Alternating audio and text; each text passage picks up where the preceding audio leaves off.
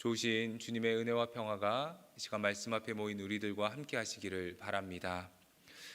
예레미야 44장은 바벨론 침략을 피하여 애굽으로 피신한 이들에 대한 심판 말씀입니다. 예레미야 39장에서 예루살렘은 바벨론의 함락이 되고 유다의 시드기야 왕은 눈이 뽑히고 그의 아들들은 처형당합니다. 성벽은 허물어지고 백성들은 바벨론의 포로로 끌려갔습니다. 그리고 오늘 본문은 나라가 멸망한 후에 선포된 메시지입니다. 유다가 멸망 후 사람들은 대부분 바벨론으로 끌려갔으며 집과 왕궁은 불타서 모든 것이 폐허가 된 유다 땅을 버리고 사람들은 애굽으로 피신했습니다. 오늘 말씀은 애굽으로 피신한 사람들에게 선포한 메시지입니다. 그런데 애굽으로 피신한 이들이 유다가 멸망한 것에 대해서 이렇게 말을 합니다. 17절과 18절 말씀입니다. 우리 입에서 낸 모든 말을 반드시 실행하여 우리가 본래 하던 것 곧 우리와 우리 선조와 우리 왕들과 우리 고관들이 유다 성읍들과 예루살렘 거리에서 하던 대로 하늘의 여왕에게 분향하고 그 앞에 전제를 드리리라. 그때에는 우리가 먹을 것이 풍부하며 복을 받고 재난을 당하지 아니하였더니 우리가 하늘의 여왕에게 분향하고 그 앞에 전제를 드리던 것을 패한 후부터는 모든 것이 궁핍하고 칼과 기근에 멸망당하였느니라. 지금 애굽으로 피신한 이들이 하는 말이 무엇입니까? 자기들의 조상들과 왕들이 유다에서 행한 대로 하늘의 여왕 아스타롯에게 분향하고 그 앞에서 제사하겠다고 말을 합니다. 과거에 아스타롯을 섬겼을 때에는 먹을 것이 풍성했고 복을 받았고 재난도 당하지 않았는데 아스타롯을 섬기지 않게 되자 나라가 멸망했다는 것입니다. 이들은 유다가 멸망한 것이 아스타롯을 섬기지 않았기 때문에 멸망했다고 말을 합니다. 그러니 앞으로는 아스타롯을 섬기겠다고 말을 하는 겁니다. 하나님은 이렇게 말하는 자들에게 분노하십니다. 하나님이 분노하는 이유는 이들의 배은망덕 때문입니다. 지금까지 유다 백성들을 돌보고 복을 주신 분이 누구이십니까? 하나님이십니다. 그러나 이들은 고백하기를 하나님이 아니라 아스타롯이 그들에게 복을 주고 그들을 돌보아 주었다고 말하고 있습니다. 이렇게 배은망덕한 자들에게 하나님은 이렇게 말씀하십니다. 26절부터 28절 말씀입니다. 그러므로 애굽 땅에서 사는 모든 유다 사람이여 여호와의 말씀을 들으라. 여호와께서 말씀하시되 보라, 내가 나의 큰 이름으로 맹세하였은즉 애굽 온 땅에 사는 유다 사람들의 입에서 다시는 내 이름을 부르며 주 여호와의 살아계심을 두고 맹세하노라 하는 자가 없으리라. 보라, 내가 깨어 있어 그들에게 재난을 내리고 복을 내리지 아니하리니 애굽 땅에 있는 유다 사람들이 칼과 기근에 망하여 멸절되리라. 그런즉 칼을 피한 소수의 사람이 애굽 땅에서 나와 유다 땅으로 돌아오리니 애굽 땅에 들어가서 거기에 머물러 사는 유다의 모든 남은 자가 내 말과 그들의 말 가운데서 누구의 말이 진리인지 알리라. 하나님은 아스다롯이 복을 준다는 이들의 말과 하나님의 말씀 중에서 누구의 말대로 되는지 알게 될 것이라고 말씀합니다. 사랑하는 성도 여러분, 오늘 본문을 보면서 우리는 유다 백성과 같은 모습으로 살아가고 있지는 않은지 한번 돌아보았으면 좋겠습니다. 우리가 오늘도 평안하게 살아갈 수 있는 이유가 무엇입니까? 하나님의 은혜 때문입니다.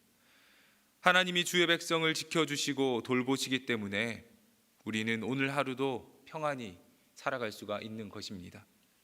그럼에도 우리의 평안이 하나님이 주신 것이 아니라 내가 번 돈 때문이라고 말을 하고 나의 뛰어난 능력 때문이라고 말을 하고 나의 지식과 판단 때문이라고 말하는 이들을 하나님은 기뻐하지 않으십니다. 우리의 평안이 어디서 온 것입니까? 지금까지 지내온 우리의 삶을 인도하신 분이 누구이십니까? 하나님의 은혜를 망각하고 다른 것을 쫓는 이들은 하나님의 은혜 안에 머물지 못하게 됩니다. 하나님의 은혜를 기억하시면서 주님의 은혜 안에 머무는 복된 자들이 되시기를 바랍니다. 우리는 주님의 은혜 아니면 살아갈 수 없는 사람임을 기억하시며 늘 주님의 은혜에 감사하며 살아가시기를 바랍니다. 예레미야는 애굽에서 거하는 유대인들에게 하나님의 재앙이 임할 것이라고 선언합니다. 예레미야서를 통틀어서 하나님이 예레미야에게 계속해서 말씀하시는 것은 유다는 그들의 죄로 멸망할 것이니 바벨론에게 항복하라. 그리고 바벨론에 저항하거나 애굽으로 도망치지 말아라 하는 것이었습니다. 하나님은 바벨론에게서 그 어떤 것도 피할 수 없다고 말씀합니다. 왜냐하면 바벨론은 하나님이 사용하시는 진노의 막대기이기 때문입니다. 하나님은 바벨론을 통해서 우상 숭배의 죄에 빠지고 타락해버린 유다와 그 주변 국가들을 심판하려 하십니다. 이것이 바로 하나님의 뜻입니다. 그런데 유다 백성들 중에서 바벨론에 저항하여 살아남은 이들은 애굽으로 도망칩니다. 애굽으로 도망치면 바벨론에게서 살아남을 수 있다고 생각한 것입니다. 이들은 애굽이 바벨론을 물리쳐 줄 것이라고 생각했습니다. 그래서 애굽으로 도망쳐서 애굽을 의지하는 것입니다. 그러나 하나님은 예레미야를 통해서 이러한 자들을 심판하겠다고 말씀하십니다. 30절 말씀입니다. 보라, 내가 유다의 시드기야 왕을 그의 원수 곧 그의 생명을 찾는 바벨론의 느부갓네살 왕의 손에 넘긴 것 같이 애굽의 바로 호브라 왕을 그의 원수들 곧 그의 생명을 찾는 자들의 손에 넘겨주리라. 여호와께서 이와 같이 말씀하셨느니라. 하나님은 애굽으로 피난 간 자들을 심판하실 것인데 그 표징으로 유다의 시드기야 왕이 바벨론의 느부갓네살에게 패한 것처럼 애굽의 호브라 왕도 그의 원수들의 손에 넘어갈 것이라고 말씀합니다. 역사 문헌에 보면 애굽의 호브라 왕은 신하의 반란으로 죽임을 당했다고 말합니다. 애굽의 호브라 왕은 유다 백성이 철저하게 의지했던 왕입니다. 바벨론의 침략이 점점 가시화되자 유다 백성들과 고관들은 애굽의 호브라와 손잡고 바벨론에 대항하려 했습니다. 예레미야 37장 5절 말씀에서 바로의 군대가 애굽에서 나와서 예루살렘을 포위하고 있던 바벨론을 공격하려 하자 바벨론이 떠났다 보도합니다. 애굽의 군대가 움직이자 바벨론이 도망치는 것을 보면서 유다인들은 더욱 애굽을 의지했고 애굽의 호브라 왕을 하나님보다 의지하게 된 것입니다.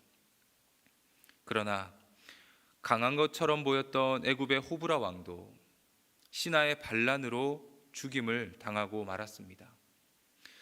성도 여러분, 우리는 이 세상에 속지 말아야 합니다. 세상의 권세나 명예, 재력, 인맥과 같이 절대적으로 보이는 것들이 있습니다. 재력만 있으면 아무 문제 없을 것이라고 생각이 되고 권세를 잡으면 무서울 것이 없을 것 같이 생각됩니다. 그런데 이것은 세상이 심어주는 거짓입니다. 세상에 절대적인 것은 없기 때문입니다.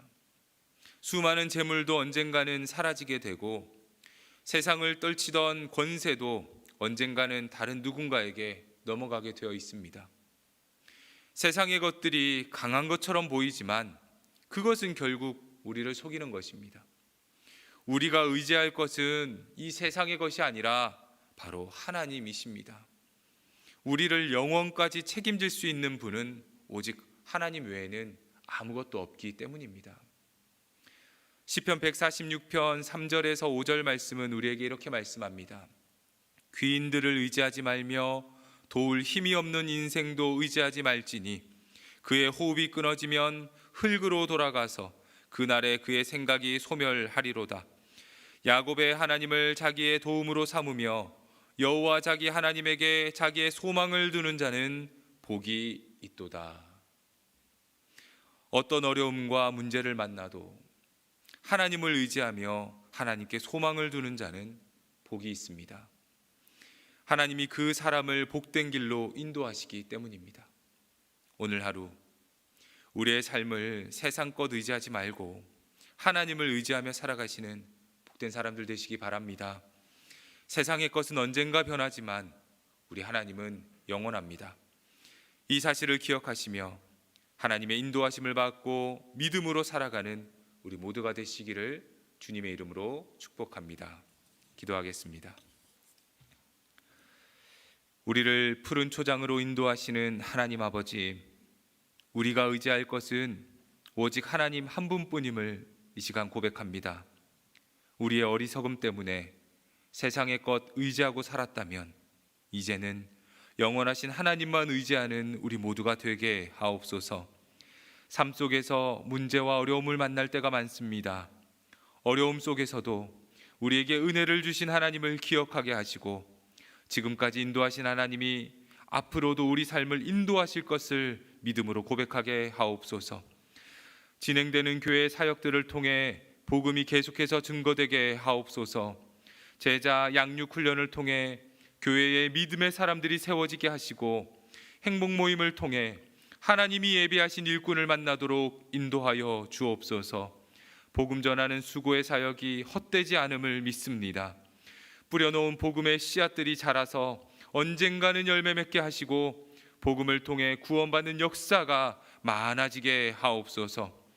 주께서 세우신 담임 목사님께 성령으로 충만케 하시어서 맡겨진 사명을 잘 감당하도록 주여 도와 주옵소서.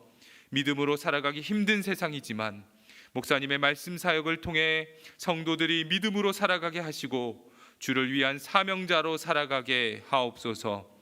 몸과 마음이 힘든 우리의 성도들을 위해서 이 시간 기도합니다.